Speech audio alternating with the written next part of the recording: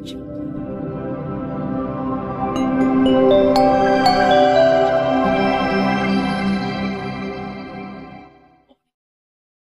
kita dalam kesempatan yang baik ini adalah Dhamma sebagai pedoman hidup.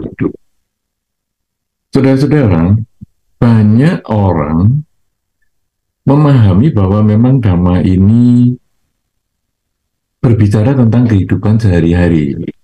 Jadi kadang ada orang mengatakan, bagaimana sih ya kalau Dhamma ini disingkat? Karena Sang Buddha kan menjelaskan cukup lama nih, 45 tahun.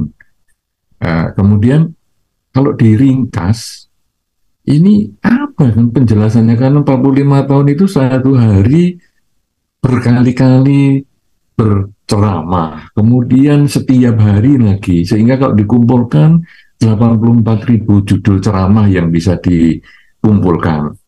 Kemudian kalau disingkat apa sebetulnya?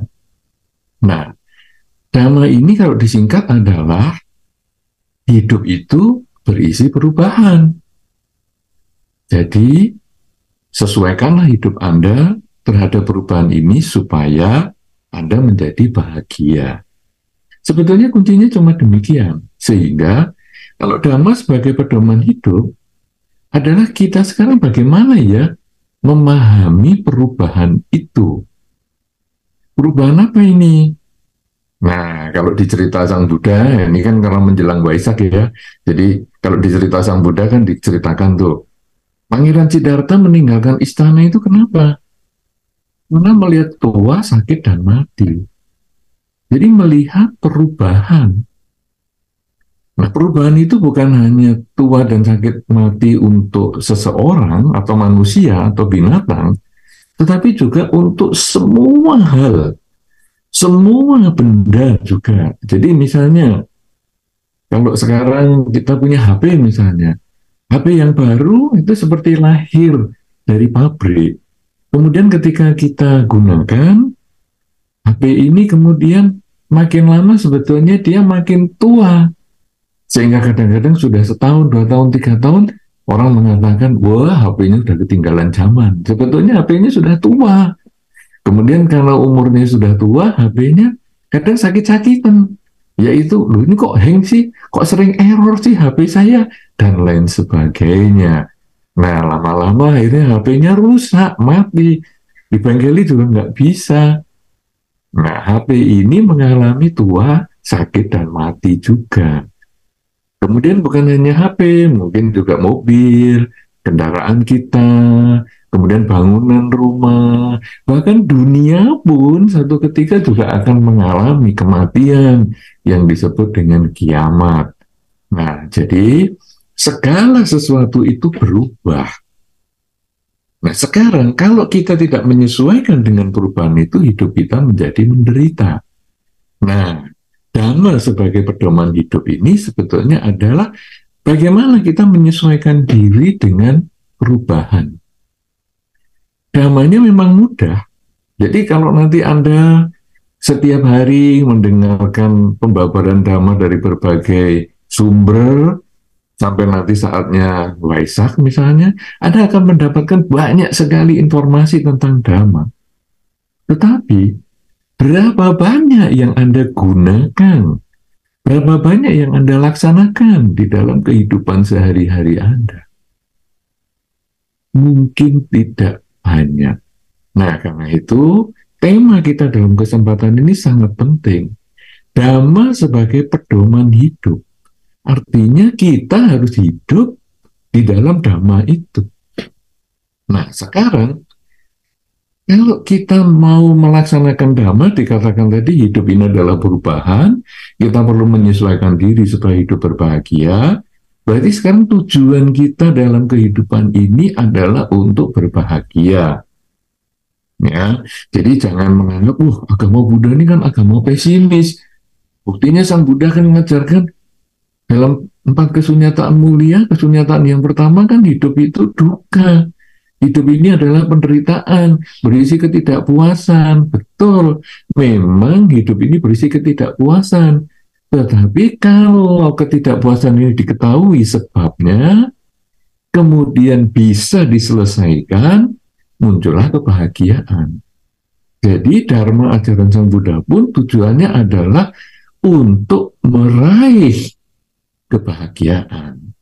Karena itu, supaya bisa meraih kebahagiaan, kita perlu melaksanakannya di dalam kehidupan sehari-hari. Nah, sekarang banyak sekali tema kita untuk dibahas karena Sang Buddha mengajarkan Dhamma selama 45 tahun. Lalu apa yang dalam waktu singkat kita ini kita bisa jadikan pedoman hidup?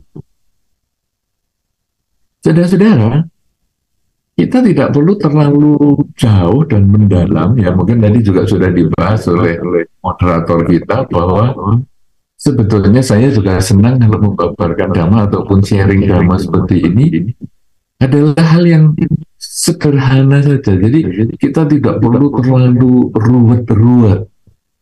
Nah, apa ini sekarang yang paling sederhana? Bahwa kalau hidup kita ini ingin bahagia, kunci di dalam Dhamma salah satunya adalah kalau kita menanam kebajikan, tumbuh kebahagiaan. Jadi, kalau sekarang kita ingin bahagia, kita perlu melakukan kebajikan kepada pihak lain. Apa hubungannya kebajikan dengan perubahan?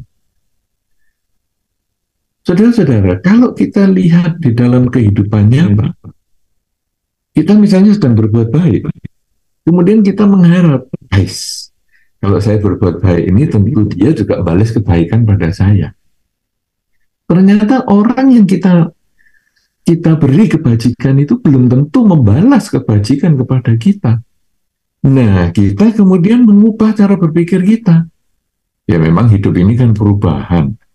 Ya kalau dia memang tidak membalas seperti yang saya harapkan, ya harapan saya yang saya ubah. Untuk apa saya menuntut orang lain harus membalas saya? Karena saya menganggap ketika saya berbuat baik, sebetulnya dia itu adalah sarana saya melakukan kebajikan. Jadi dia mau balas saya baik atau tidak itu urusannya dia. Tapi ketika dia menerima kebajikan saya sudah berbuat baik. Sama dengan kalau Anda misalnya kedatangan para biku, kemudian Anda melakukan pindah patah dan lain sebagainya, para biku kan ya diem aja, tidak mengucapkan terima kasih, dan Anda juga diem aja, dan Anda merasa malah Anda yang perlu mengucapkan terima kasih, karena dengan para biku ada di sekitar Anda punya kesempatan berbuat baik. Nah, jadi Anda kalau berpikir seperti itu, ya sudahlah, kan aku juga kalau berbuat baik kepada para bante, aku juga tidak mengharap balasan. Aku nggak perlu mengharap juga harus diperhatikan dan lain sebagainya. Ya sudahlah, kalau dia memang nggak mau balas kebaikan pada saya, tidak apa-apa. Yang penting aku berbuat baik. Nah, jadi konsep ini yang kita harus mulai lakukan mulai sekarang sampai di akhir kehidupan kita. Kenapa demikian? Karena semakin banyak kita melakukan kebajikan, maka kita tentu semakin besar potensi kita mendapatkan kebahagiaan. Dan tadi disampaikan, tujuan kita menjalankan Dhamma, mempraktekkan Dhamma itu adalah untuk memperoleh kebahagiaan. Memperoleh kebahagiaan bukan hanya dengan berdoa, tetapi kita berkarya di dalam kebajikan. Kita tidak bisa berdoa mengharapkan kebahagiaan datang. Sampai keluar air mata darah pun, kita tidak bisa menghasilkan kebahagiaan itu. Tetapi ketika kita berusaha memperbaiki cara berpikir kita, pokoknya yang penting saya berbuat baik, dia ini sebetulnya adalah objek, ya, di dalam tanda petik, objek saya untuk melakukan kebajikan, namun membalas atau tidak itu urusanmu, maka saya akan terus berbuat baik untuk dia, untuk yang lain. Bahkan ketika kita dibalas kejahatan pun, saya tetap bisa berbuat baik. Karena saya akan berpikir, saya sudah berbuat baik pun kamu masih balas jahat. Apalagi kalau saya tidak melakukan kebaikan. Kenapa demikian? Karena kejahatan yang aku terima ini adalah buah dari karma buruk yang masih aku miliki. Kalau aku sudah berbuat baik saja masih punya potensi karma buruk berbuah, berarti aku harus lebih banyak berbuat baik lagi supaya potensi karma buruk saya semakin kecil kesempatannya untuk berbuah.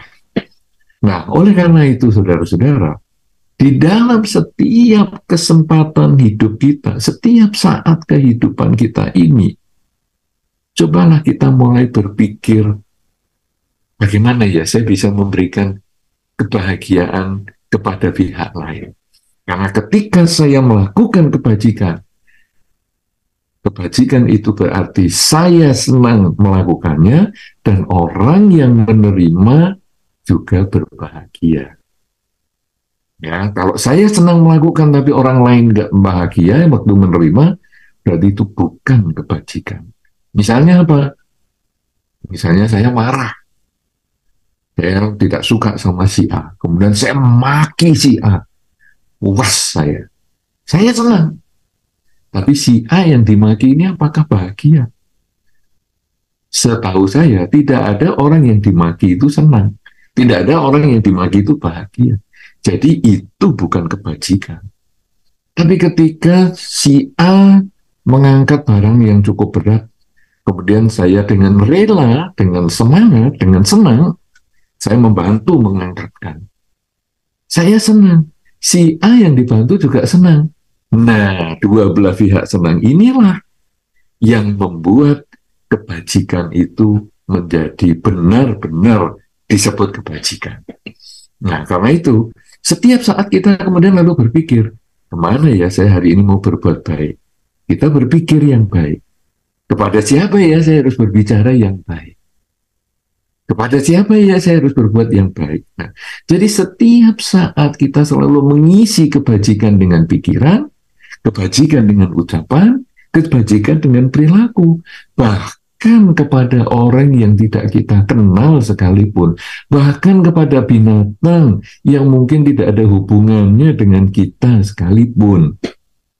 Ya, misalnya kita ketemu di jalan, ya, sekarang kita banyak sekali video-video yang menyebar di masyarakat itu, ketemu kucing yang terlantar, anjing yang terlantar misalnya, kemudian dibawa pulang, walaupun kucingnya marah-marah, anjingnya kadang juga galak sekali karena dia ditelantarkan oleh tuannya yang sebelumnya, tetapi dia dengan sabar, dia mengusahakan berpikir yang baik, mengusahakan berbicara yang baik dengan halus, kemudian mengusahakan berperilaku yang baik sampai kucingnya atau anjingnya tadi mau diajak pulang, walaupun marah-marah tapi mau. Kemudian di rumah dirawat, walaupun masih marah-marah tapi tetap dirawat, walaupun masih galak tapi dirawat. Sehari, 2 hari, 3 hari, sampai seminggu, baru kucing atau anjingnya itu jinak dan akhirnya dirawat dengan baik, jadi sehat dan memberikan kebahagiaan. Jadi bahkan kepada kucing terlantar, anjing terlantar pun orang bisa melakukan kebajikan. Apalagi juga kepada sesama manusia. Sesama manusia yang menderita, kita pun juga melakukan kebajikan. Apalagi kepada orang-orang yang terdekat dengan kita. Orang tua kita, pasangan hidup kita, anak kita, tetangga kita, lingkungan kita, bahkan musuh kita pun kita bisa melakukan kebajikan. Wah, tapi ya nggak mungkin lah kalau saya mau berbuat baik, berbicara dulu, saya benci sekali sama musuh saya. Ya sudah, kalau kita nggak bisa berbuat baik dengan ucapan atau perilaku, kan bisa dengan pikiran. Kita mendoakan dia, semoga dia bahagia, semoga semua makhluk bahagia. Kan juga bisa. Jadi musuh kita pun kita bisa doakan.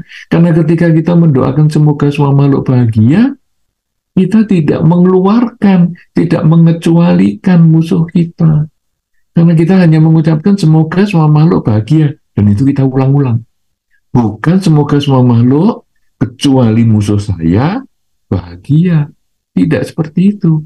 Semoga semua makhluk bahagia. Jadi bahkan musuh saya pun, saya doakan bahagia. Nah, Kalau kita sudah selalu bisa mengeluarkan pikiran baik, ucapan baik, perilaku baik, bahkan kepada yang tidak kita kenal, apalagi yang kita kenal, apalagi yang sudah pernah berbuat baik kepada kita. Kita tentu perlu merenungkan ini, bahwa di dalam kehidupan kita sehari-hari ini, ada banyak pihak yang mendukung kehidupan kita. Orang tua kita jelas mendukung itu. Wah, tapi orang tua kita jahat sekali, membuang saya ke panti asuhan. Oke, orang tua kita membuang kita ke panti asuhan. Tetapi dia melahirkan kita utuh. Dia melahirkan kita bisa berpikir yang baik. Dia melahirkan kita dengan badan yang sehat. Walaupun mungkin dia membuang kita ke panti asuhan karena mungkin dia punya pertimbangan yang lain yang kita tidak memahami sampai saat ini. Tidak apa-apa. Tetap kita doakan dia. Karena dengan jalur orang tua kita itu, kita terlahir sebagai manusia.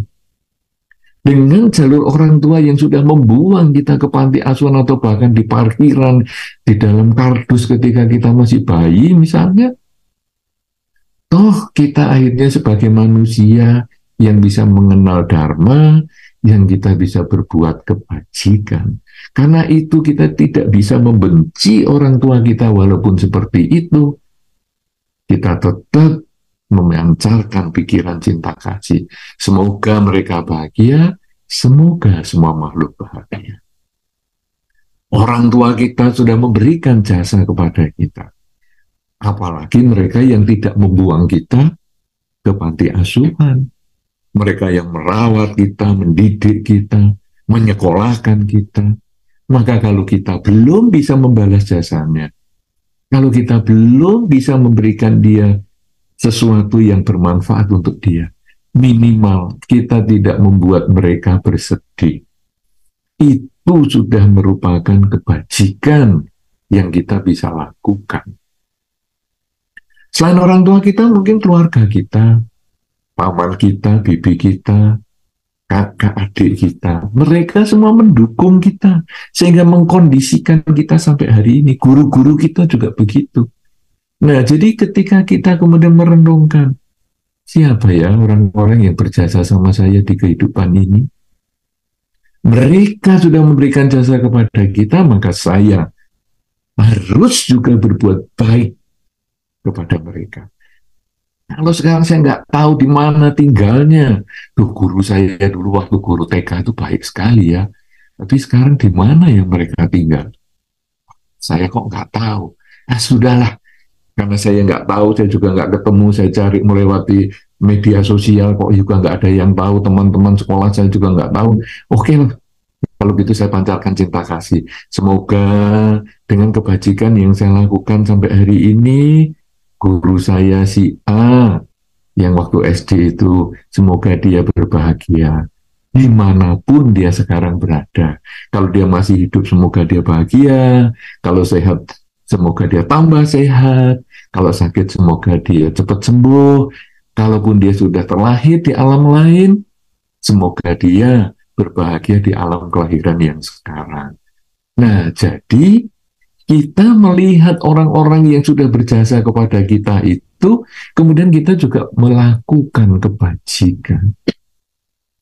Karena prinsipnya semakin banyak kebajikan, semakin besar kesempatan kita memperoleh kebahagiaan juga. Karena itu di dalam Dhamma kebajikan ini seperti bertepuk tangan ya. Perlu dua belah pihak.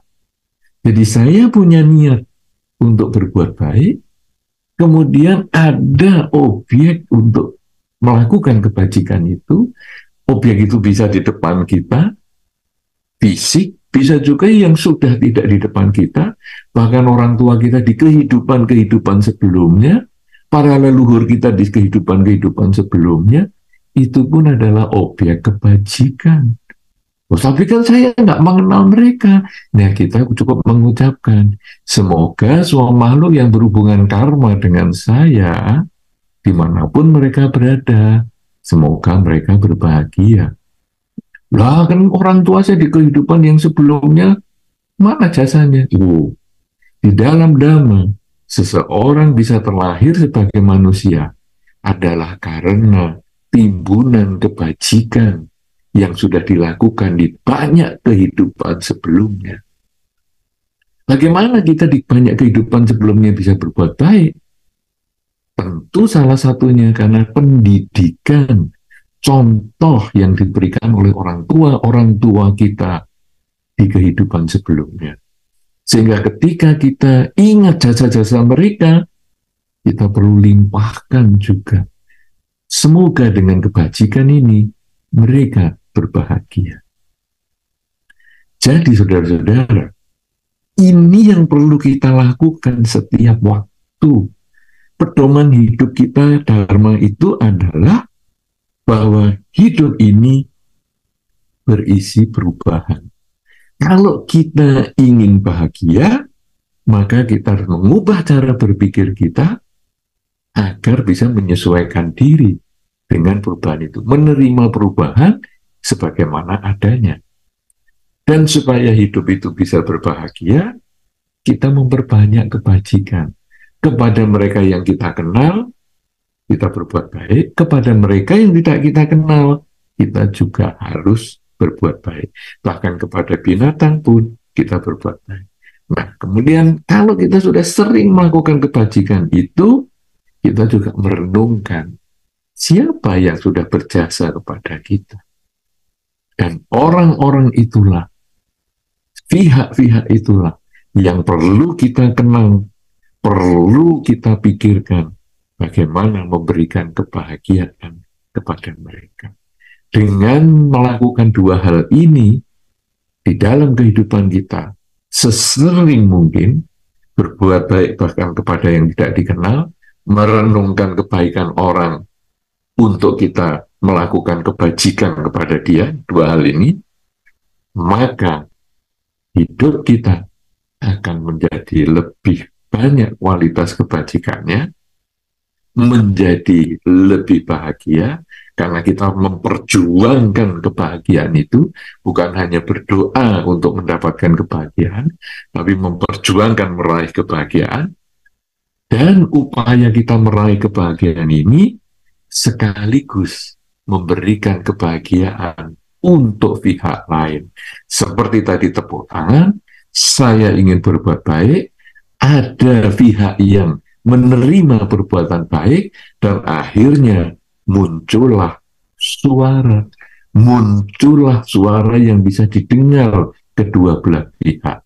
Kita yang melakukan kebajikan memperoleh kebahagiaan, mereka yang menjadi tumpuan kita berbuat baik, mereka pun juga memperoleh kebahagiaan. Dengan upaya dan cara berpikir seperti ini, Dharma sebagai pedoman hidup seperti ini, maka kita menjadi sumber kebahagiaan untuk diri kita sendiri, juga untuk keluarga kita, untuk lingkungan kita, untuk siapapun juga yang berhubungan dengan kita, karena kita selalu berpikir, selalu berbicara, selalu bertindak untuk kebahagiaan mereka, kebahagiaan semua makhluk. Inilah yang perlu saya sampaikan sebagai awal pengantar di dalam acara kita sebulan pendalaman Dhamma ini, yang bertemakan Dhamma sebagai pedoman hidup, yang diselenggarakan oleh Wihara Geraha Buddha Manggala di Batam, yang tentu dengan senang hati saya bisa berjumpa kembali dengan Anda setelah sekian lama tidak bertemu, walaupun secara online.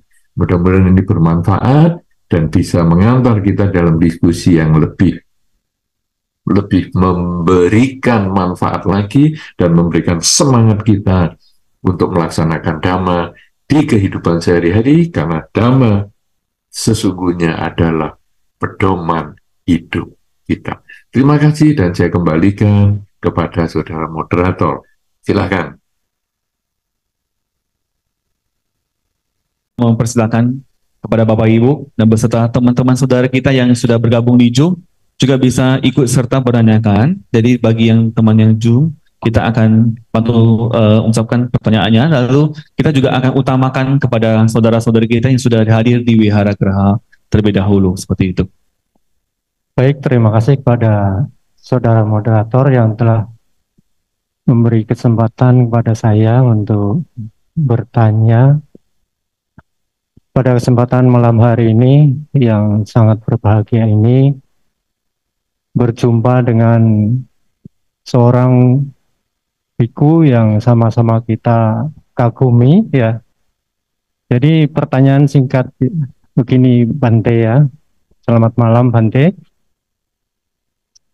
Dari ungkapan cinta kasih kita ya, semoga semua makhluk hidup berbahagia.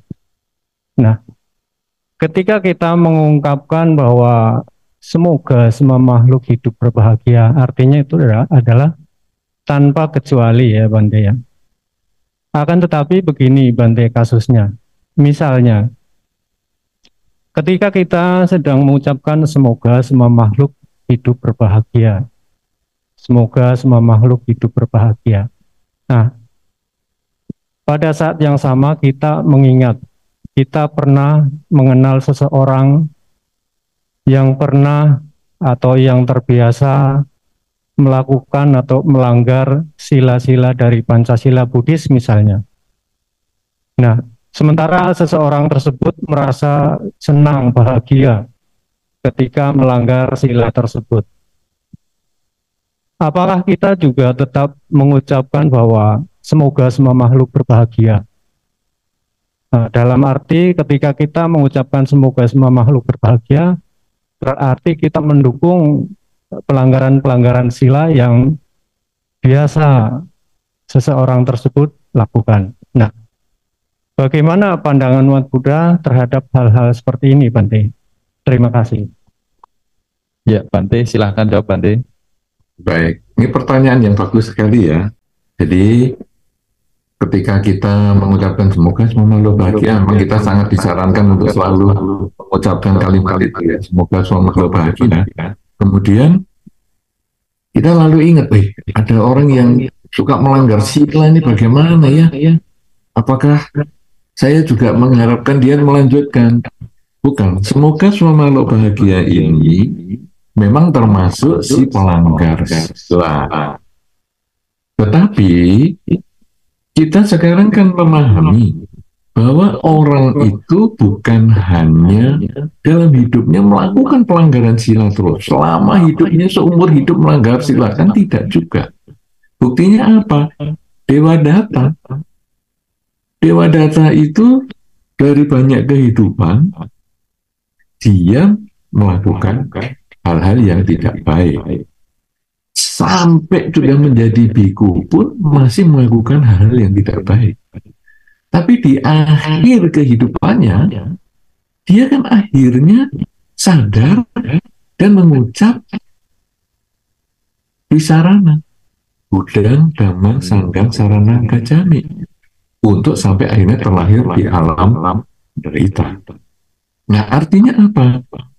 Ketika kita mengucapkan semoga semua makhluk bahagia, bukan semoga perilakunya yang melanggar sila itu bahagia, bukan. Tetapi semoga dia nanti bisa mendapatkan kesadaran yang lebih baik untuk menjadi orang yang meningkat kualitas batinnya. Sama dengan Dewa Data yang dalam banyak kehidupan selalu dipancarkan kasih oleh Bodhisattva, dan ketika Bodhisattva sudah menjadi sang Buddha pun juga tetap memancarkan cinta kasih, karena memberi kesempatan Dewa Data itu juga menjadi biku, karena di akhir hidupnya dia punya kesempatan untuk yakin pada Dharma. Nah, dengan kita mendoakan si pelanggar sila itu, kita mengharapkan ada satu masa dia itu akan berbahagia di dalam Dhamma, yang artinya dia menghentikan pelanggaran sila tersebut. Kita tidak bermudita cita, kita tidak ikut berbahagia atas pelanggaran silanya, tetapi kita mengharapkan dia nanti ada satu masa dia menghentikan pelanggaran sila dan bisa memasuki jalan dharma yang lebih baik. Demikian, mudah-mudahan bisa lebih jelas hal yang ditanyakan dengan jawaban ini. Terima kasih. Silahkan, Saudara Moderator. Baik, terima kasih kepada Bante atas jawabannya. Baik, kita juga lemparkan pertanyaan berikutnya kepada Bapak Ibu yang sudah hadir di Wihara Geraha Buddha Manggala. Ya, silahkan. Ada? Atau yang ada di Zoom?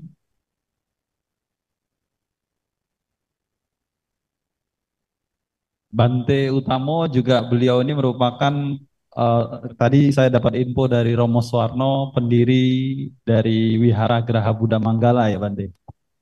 Jadi Bante mungkin di zaman-zaman dulu Bante Wihara Geraha Buddha Manggala seperti apa Bante? Karena kami baru-baru sudah melihat Wihara Buddha Manggala yang sudah semegah ini Bante. Bante juga sepertinya sudah lama sekali tidak ke Batam ya. Ya, tapi karena nanti cerita jadinya kita acara ramah tamah lah. Itu Romo Betul ya, Suwarno Bante? sudah tahu. Karena Romo Suwarno sudah dari awal mengikuti perkembangan agama Buddha di Batam. Ya. Kita dari mulai ruko dan lain sebagainya. Tapi itu nanti kesempatan lain saja. Baik, Memang Bante. cukup lama. Ya, kita juga merindukan Bante Utamo untuk ke Batam lagi untuk memberikan talk show atau dhamma talk berikutnya. Iya betul Bante. Dan dan kita sudah ada pertanyaan dari Zoom ya. Oke, saya akan bacakan. Nama budaya Bante. Pertanyaan dari Tommy Salim. Nama budaya Bante. Nama saya Tommy dari Bandung. Izin bertanya Bante, bagaimana cara agar kita bisa menerima perubahan yang tidak menyenangkan, baik perubahan yang terjadi dalam diri kita ataupun dari lingkungan sekitar kita. Terima kasih Bante. Baik. Perubahan yang menyenangkan itu memang gampang diterima. Jadi kita sakit, kemudian jadi sehat. Wah, gampang sekali diterima. Kemudian dagangan kita rame, ya dulunya sepi jadi rame, wah gampang sekali diterima. Kita bekerja mendapat pujian, gampang sekali diterima. Yang sulit itu perubahan dari baik menuju tidak baik. Karena itu di dalam Dhamma tadi dikatakan pada kesunyataan mulia bahwa hidup ini berisi ketidakpuasan. Penderitaan itu karena ada perubahan yang menuju ke arah yang negatif. Sehat menjadi sakit, untung menjadi rugi, dipuji menjadi dicela, dan lain sebagainya. Nah, kemudian yang ditanyakan tadi, gimana menerima perubahan ini? Nah, kita sudah diajarkan dari kita masih sekolah minggu. Jadi, kita di dalam sistem dhamma ini sudah diberikan kebiasaan untuk menerima perubahan yang tidak menyenangkan, sampai hasilnya nanti kita bisa tahu, oh ya hidup itu memang ada suka dan duka, dan sumbernya suka dan duka itu pikiran saya sendiri, bahwa duka itu sebetulnya adalah harapan saya yang tidak tercapai. Kalau suka, itu harapan saya yang tercapai. Jadi misalnya saya senang dipuji, begitu dipuji saya senang. Oh harapan saya tercapai. Tapi begitu saya nggak dipuji, dicela, wah saya jadi stres. Kenapa? Karena harapan saya tidak tercapai. Saya mendapatkan keuntungan. Wah saya senang. Karena harapan saya tercapai. Saya mengalami kerugian. Saya marah sekali. Kenapa? Karena harapan saya tidak tercapai. Ya, demikian seterusnya. Semuanya itu seperti itu. Saya sehat, saya senang sekali karena harapan saya tercapai. Saya sakit, saya juga emosi. Tuh, kenapa harus sakit? Ini waduh, gini. Emosi. Karena harapan saya tidak tercapai. Nah, jadi dari kecil kita sebetulnya sudah dikondisikan seperti itu. Apa itu? Nah, supaya kita bisa menerima hal yang tidak menyenangkan, perubahan yang tidak menyenangkan, itu diawali dengan kebiasaan berdana. Tentu kita semua sudah punya lagu wajib namanya Dana Paramita.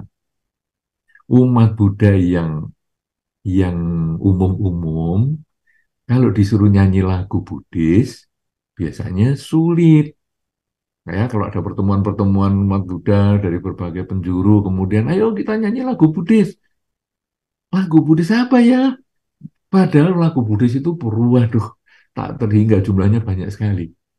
Tapi nanti yang kita ingat itu cuma Dana Paramita. Karena itu lagu dari zaman kita kecil.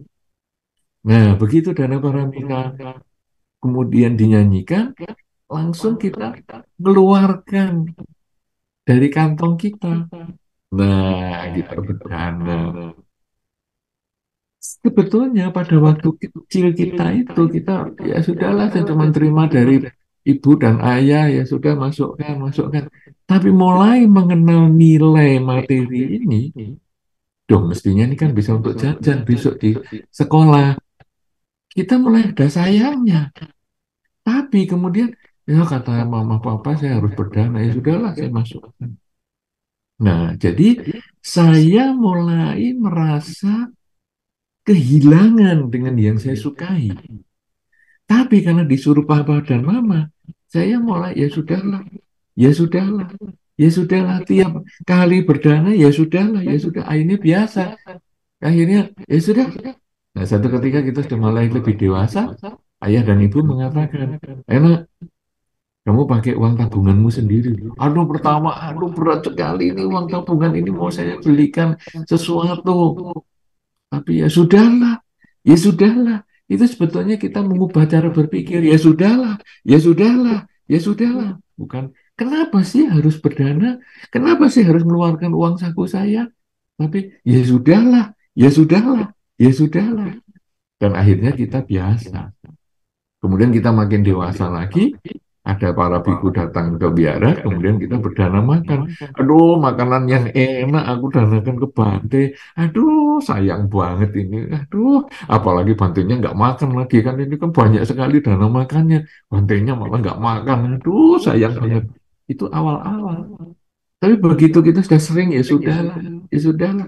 Akhirnya, ya sudahlah, saya serahkan ke Bante. Bante nggak mau makan, ya sudahlah, terserah dia juga. Dan akhirnya kita bisa ya sudah, ya sudah, ya sudah. Dan kalimat ya sudah itu nanti makin besar, makin besar, makin besar.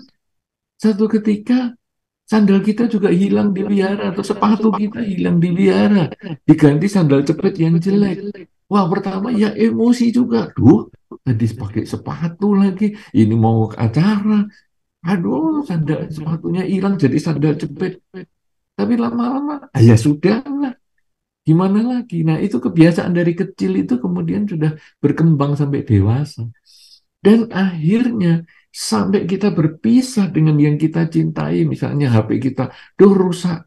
Pertama ya kita emosi, tapi kemudian lebih cepat kita itu menyelesaikan mental kita. Tadi kalau kita misalnya di dalam acara sebulan dalam Dhamma ini kan kita sering dibarengi dengan 8 sila. 8 sila itu sebetulnya 8 semua dilaksanakan ya. Bukan berarti cuma satu yang ke-6 ya. Yaitu tidak makan setelah jam 12. Beberapa orang mengatakan, aku itu atas sila. Apa itu tidak makan setelah jam 12? Itu hanya salah satu. Nah, jadi 8 sila itu ke-8-8-nya. Pertama, jalankan tidak makan setelah jam 12 itu sulit. Aduh, kok ya lapar ya. Tapi ya sudahlah, ini kan memang hanya sebulan aja. Nah, tapi 2-3 hari kita jalani, lama-lama biasa.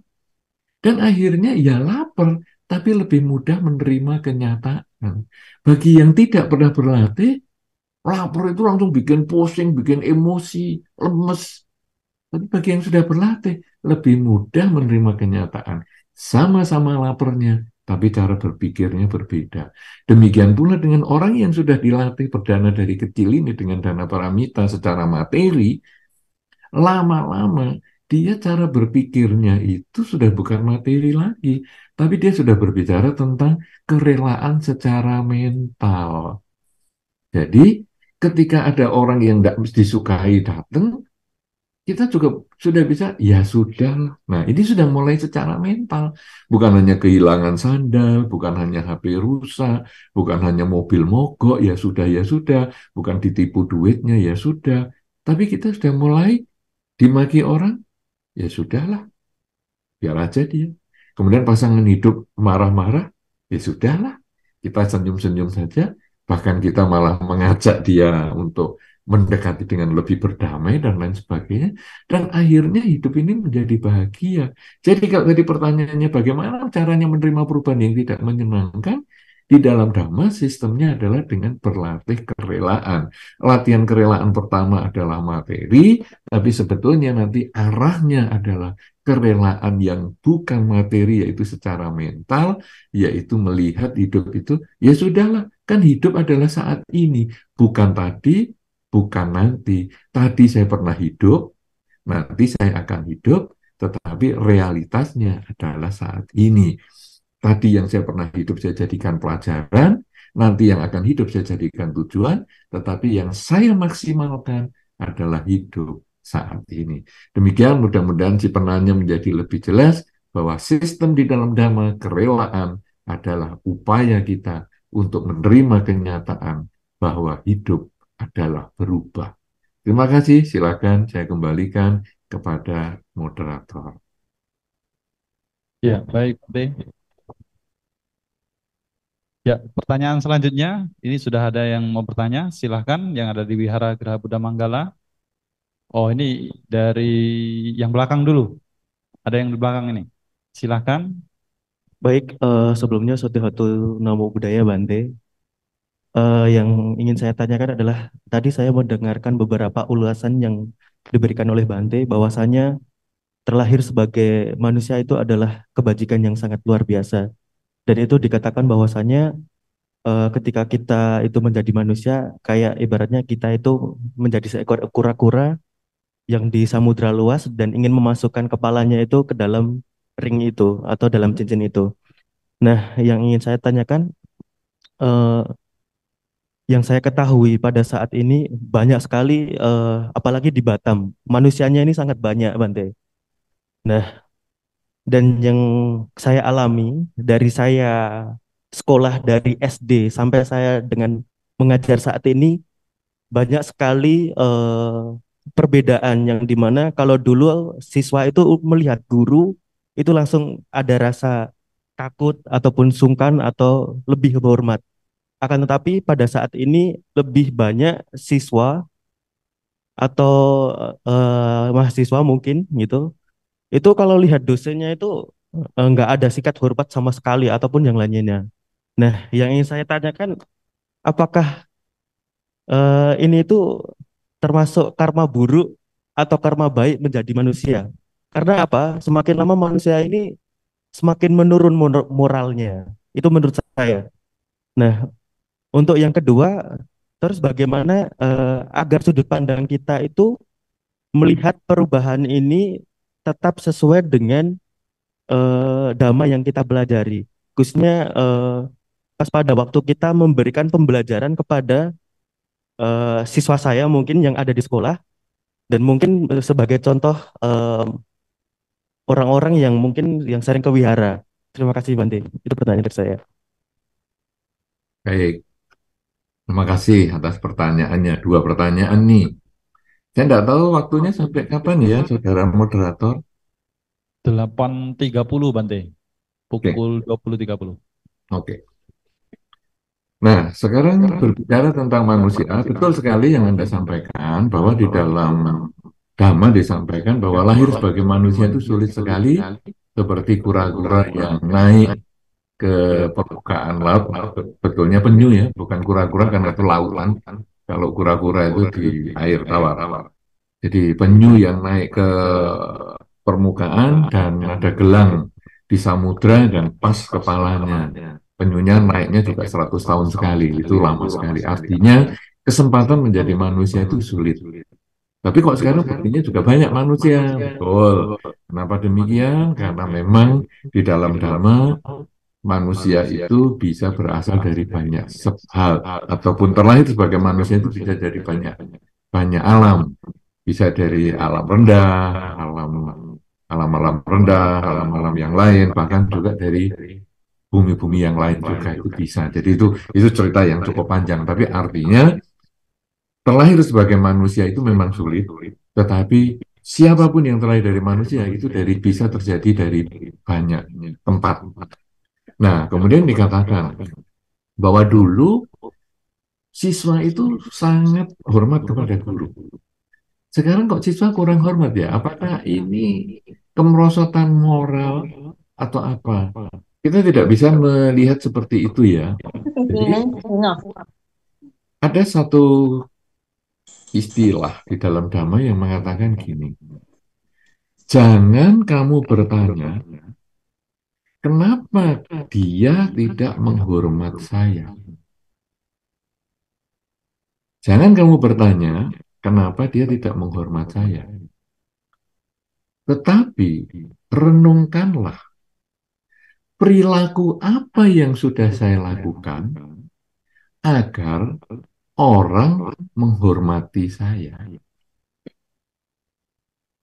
Ya, ini hal yang sangat penting untuk direnungkan karena Dhamma itu tidak pernah menyalahkan pihak lain. Jadi, misalnya suka dan duka itu bukan dari luar objeknya. Tadi sudah saya sampaikan pada waktu uraian, suka dan duka itu bukan dari luar, bukan kamu nih yang menyebabkan saya senang, kamu loh yang menyebabkan saya jengkel, bukan. Yang menyebabkan saya senang dengan kamu adalah pikiran saya. Yang menyebabkan saya jengkel dengan kamu juga pikiran saya. Jadi ketika saya tidak mendapatkan penghormatan dari siswa, sesungguhnya saya yang berharap dia berhormat. Dan saya melupakan kualitas diri saya untuk yang layak dihormati. Nah, karena itu ini pertanyaan ini harus direnungkan baik-baik sehingga nanti kita sesuaikan dengan perilaku kita. Karena tentu masih banyak juga guru-guru yang dihormati. Dan penghormatan itu juga kita harus lihat kriterianya. Kalau penghormatan kita seperti murid nunduk-nunduk, saya kira sudah tidak seperti itu ya. Siswa didik sudah tidak seperti itu. Tetapi ketika dia menghargai kita seperti teman misalnya, bahkan dia memanggil gurunya, halo bro, apa kabar bro, misalnya. Itu sebetulnya dia adalah bentuk penghormatan anak zaman sekarang.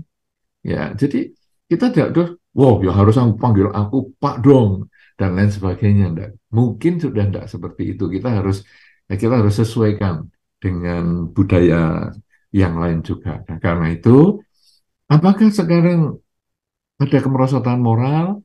Mungkin saja ada, tetapi tidak bisa disebut semua mengalami kemerosotan moral. Ya, nah kemudian kalau ditadikan contoh tadi misalnya, apakah saya ini kok jadi, atau guru kok sekarang nggak dihormati atau dosen kok nggak dihormati? Kadang-kadang kualitas dosennya sendiri, kualitas gurunya sendiri, kadang memang kurang layak untuk dihormati. Jadi dia yang harus membangkitkan kualitas dirinya untuk disebut layak. Oh, tapi kan saya sudah berbuat semaksimal mungkin. Nah, sudah berbuat semaksimal pun masih belum dihormati, belum mendapatkan penghargaan yang layak, apalagi saya menghentikan. Nah, jadi dengan demikian kita kembali lagi kembali lagi ke diri kita, jadi nanti diri kita menjadi semakin berkualitas. Ya, nah, jadi apakah demikian ini menjadi karena buruk ya, ataupun hal yang kurang baik ya untuk sebagai manusia zaman sekarang? Juga tidak. Karena semua itu tergantung pada timbunan karmanya masing-masing.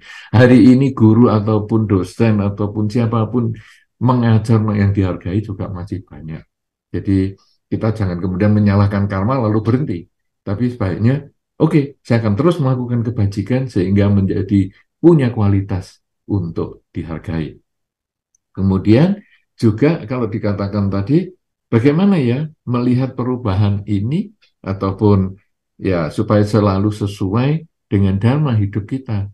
No, hidup kita ini selalu berubah, setiap saat berubah. Bukan hanya setiap detik, bukan hanya setiap menit, bukan hanya setiap jam. Tapi hidup ini setiap saat berubah.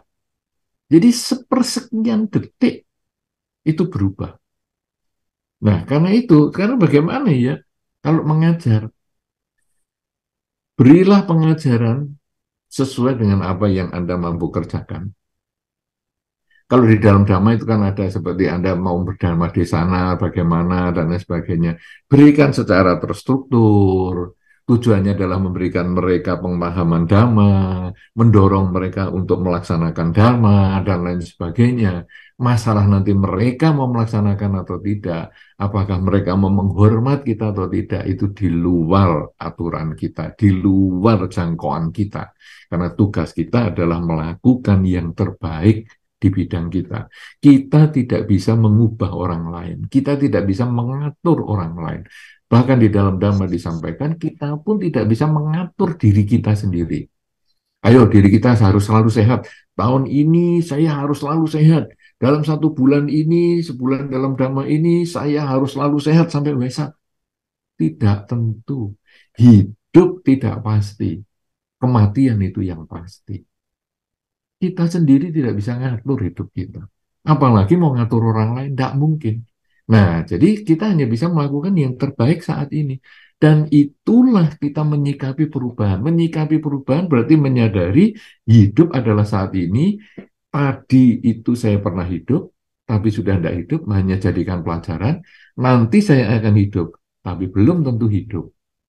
Karena sekarang inilah hidup, inilah yang saya harus lakukan yang terbaik. Kalau saya sebagai guru, saya harus melakukan yang terbaik. Dengan pikiran saya, dengan ucapan saya, dan perilaku saya. Kok siswa saya kok jahatnya seperti itu ya? Kok dia agak menghina saya ya? Kok dia merendahkan saya? Saya tetap berbuat baik dengan dia. Kenapa? Seperti Pangeran Siddhartha ataupun Sang Buddha pun, ketika dia mengalami kesulitan dengan Dewa Data, tetap tidak mengurangi kualitas kebajikannya. Bahkan ketika dijatuhi batu sampai luka kaki Sang Buddha pun, Sang Buddha tidak mengurangi kualitas kebajikan kepada Dewa Data. Kenapa? Karena orang lain, pihak lain itu sebetulnya adalah sarana bagi kita melakukan kebajikan. Jangan sampai kita terpengaruh kualitas kebajikan kita karena orang lain atau pihak lain. Misalnya kucing, kita lus-lus terus nyakar.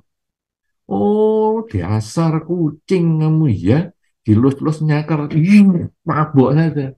Nah, artinya kualitas kebajikan kita itu sangat tergantung pada pihak lain. Tapi sekarang kucingnya nyakar. Kita bukan mabuk, kita tetap ngelus-ngelus. Cuman mungkin kita harus selalu siap. Mungkin kita ngelusnya pakai sarung tangan dulu supaya dia timbul kepercayaan. Nah, jadi bukan kucing nggak tahu disayang malah nyakar. Enggak, kucing masih nyakar. Berarti apa yang harus saya tingkatkan kualitas diri saya supaya dia tidak nyakar.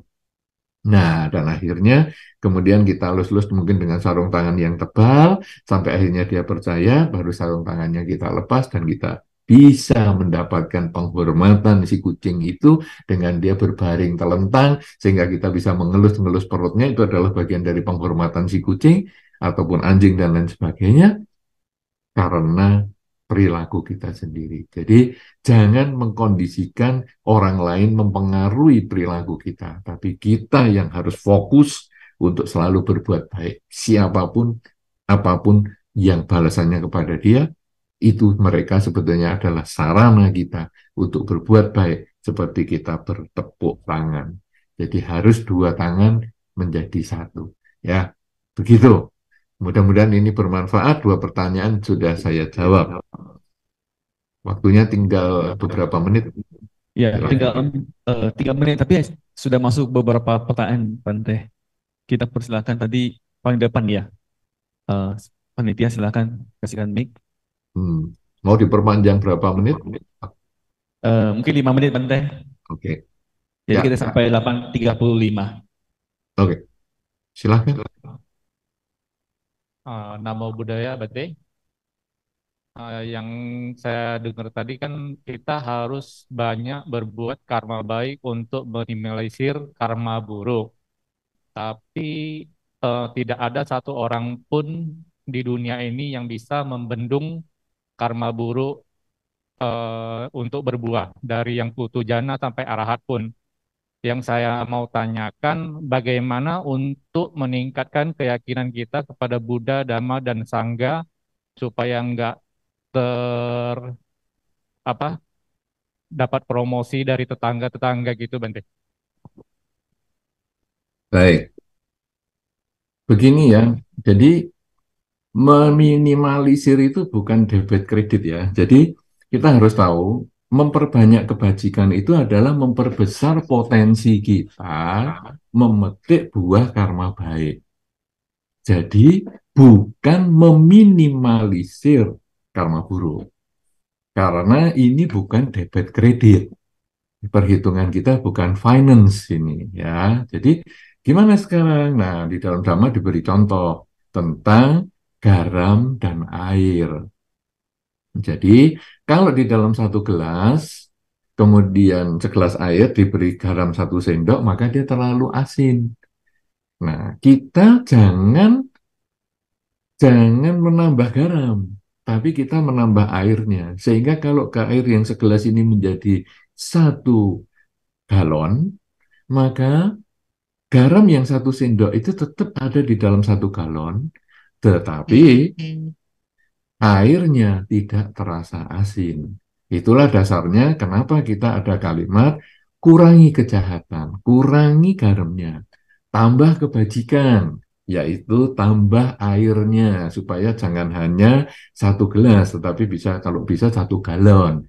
Dan sucikan pikiran. Sucikan pikiran ini adalah kondisi yang kita bisa dapatkan ketika kebajikan kita sudah menjadi cukup dan konsentrasi kita menjadi baik, sehingga hasilnya kita bisa melihat hidup adalah saat ini. Ketika kita hidup pada saat ini, masa lalu sebagai pelajaran, masa depan sebagai tujuan, tapi kita memaksimalkan saat ini, maka lenyaplah kemelekatan. Ya, nah sekarang bagaimana kalau kita sekarang bisa meningkatkan keyakinan kepada tiratana? Keyakinan itu bisa muncul kalau kita melaksanakan dharma. Ya, jadi kita juga tidak bisa menyalahkan pihak lain. Misalnya, ya gara-gara itu ya pacarnya di tetangga, jadi akhirnya dia ikut di tetangga. Bukan, karena dia sendiri tidak yakin dengan dharma yang dia miliki. Nah, sekarang bagaimana dia bisa yakin? Kalau kita melihat susunan di dalam Jalan Mulia Berunsur 8, itu kan ada pembagian yang disebut, kalau biasanya orang mengatakan sila sama dipanya. Nah, silanya itu kan sudah di sama waca, sama kamanta, sama ajiwa. Itu sudah di ketiga, keempat, dan kelima. Nah, kalau gitu, masa Jalan Mulia Berunsur 8 itu kebalik? Jadi sama sama sama ini kan sila, sama waca, sama kamanta, sama ajiwa, masa itu nomor 1. Kemudian samadhi, sama sama wayamu, sama sati, sama samadhi. Kemudian panya, berarti sama sati, sama ini, sama diti, sama sangkapa. Ini berarti nomor 7 dan 8. Loh, ini kan Buddha baru. Kalau menganggap seperti itu. Nah, tetapi kalau Jalan Mulia Berunsur 8 itu berbentuk lingkaran, panya, sila, samadhi. Kembali ke panya, berbentuk lingkaran. Maka ini baru jalan. Yang pertama, panya adalah panya teori. Untuk dilaksanakan dengan sila, dilaksanakan dengan samadhi, maka muncullah panya yang pencapaian, yang tidak akan tergoyahkan keyakinannya pada dharma, keyakinannya pada tiratana. Nah, dengan demikian maka sila sama dipanya ini sebetulnya tetap diawali dengan panya, sila samadhi panya. Kembali ke titik awal sebagai perwujudan pembuktian teori yang tadi dipelajari di awal, dengan melaksanakan sila dan samadhi menjadi terbukti ehipasiko datang dan buktikan mencapai pencerahan. Karena itu kalau tadi ditanya, bagaimana ia meningkatkan keyakinan, tidak ada pilihan lain selain melaksanakan Dhamma. Dan itu yang saya sampaikan di dalam kalimat pertama ketika saya tadi menceritakan atau mulai dengan sharing, yaitu umat Buddha belajar Dhamma terus. Dalam 1 bulan ini juga belajar Dhamma terus, tapi berapa banyak yang dipraktekkan. Nah, karena itu di dalam kesempatan ini saya memberikan praktek yang paling sederhana, yaitu bagaimana saya merenungkan ingin bahagia untuk menambah kebajikan kepada siapapun juga, dan juga saya merenungkan siapa yang sudah berjasa kepada saya, untuk saya juga berbuat baik kepada mereka. Karena itu sangat gampang. Ya, kalaupun saya belum bisa berbuat baik kepada siapapun yang mungkin belum berjasa pada saya, minimal saya sudah merenungkan orang yang berjasa saya, ya saya harus balas budi dong. Karena apa? Karena anjing yang dikasih makan saja bisa menjaga tuannya, masa manusia yang dikasih makan, manusia yang disekolahkan, manusia yang dididik, manusia yang didukung, masa tidak bisa membalas jasa? Nah, dengan cara demikian, kalau saya sudah bisa membalas jasa, kemudian saya juga merenungkan mereka itu ya dulu berbuat baik sama saya itu kan saya belum mengenal membalas jasa. Kok bisa ya? Oh, kalau begitu aku sekarang ya harus juga bisa berbuat baik kepada pihak lain, bahkan mereka yang belum baik kepada saya, bahkan mereka pun yang belum kenal dengan saya. Dan itulah praktek-praktek sederhana seperti itulah yang akan mengkondisikan kita tetap yakin dengan Dharma, tidak tergoyahkan keyakinan kepada Tiratana. Karena Dhamma adalah pedoman hidupku. Terima kasih, saya kembalikan kepada saudara moderator. Ya, baik Bapak Ibu semua, karena kita sudah tambahan pas sekali waktunya jam 20.35 ya. Mungkin untuk penutup Bante, kami mohon untuk menambahkan closing statement dari Bante. Silakan Bante. Baik, kita di dalam kehidupan kita bermasyarakat, kita ini sebetulnya umat Buddha tidak terlalu banyak ya. Jadi di dunia yang tidak terlalu banyak, di Indonesia yang tidak terlalu banyak, di lingkungan kita pun juga tidak terlalu banyak. Tetapi kita tidak usah terlalu kecil hati. Kenapa demikian? Dengan kita terus berbuat baik seperti yang tadi kita sudah sampaikan itu, maka orang di sekitar kita yang bukan Buddhis itu, dia melihat kita. Kita ini sebetulnya masing-masing adalah sebagai Dhammaduta, sebagai utusan Dharma. Jadi lingkungan kita ini kan bukan Buddhisnya banyak. Kemudian dia melihat umat Buddha kita paling satu kecamatan mungkin hanya beberapa orang, atau mungkin dalam satu RT hanya satu orang kita sendiri, di kelas mungkin atau di kantor ya kita sendiri. Mereka lihat umat Buddha ini kayak apa ya kelakuannya. Nah, jadi kalau mereka lihat, umat Buddha ini kok baik-baik ya. Maka kita dengan niat kita berbuat baik terus tadi seperti yang tadi sudah disampaikan, orang akan melihat kita, umat Buddha walaupun satu tapi tetap baik. Kita jahati dia, dia tetap baik. Nah, jadi dengan terus kita mengisi kebajikan kita itu, maka kita sebagai Dhammaduta membawa nama baik agama Buddha. Jangan sudah sedikit malah menjengkelkan, tapi kita yang sedikit ini, jadilah kita seperti lilin. Anda kalau kebaktian kan selalu pakai lilin dan sebagainya. Lilin yang kecil itu, katakanlah lilin ulang tahun, kecil sekali, dipasang di lapangan bola yang gelap tengah malam. Lilin ini tetap akan menerangi di lingkungannya. Dan dari kejauhan, mungkin dari tribun penonton sepak bola, masih bisa melihat setitik cahaya di situ. Artinya apa?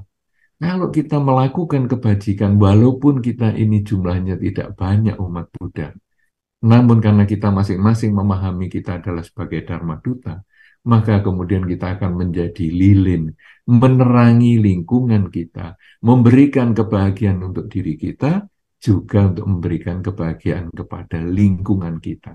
Semakin sering Anda memberikan kebahagiaan kepada diri kita, lingkungan kita, maka semakin berhasil Anda menjadikan Dhamma sebagai pedoman hidup Anda. Karena itu, semoga apa yang disampaikan pada kesempatan ini menginspirasi kita semua untuk terus berbuat baik, menjadi lilin-lilin kecil di tengah kegelapan yang akan selalu menerangi mereka yang membutuhkan. Terima kasih, saya kembalikan kepada saudara moderator.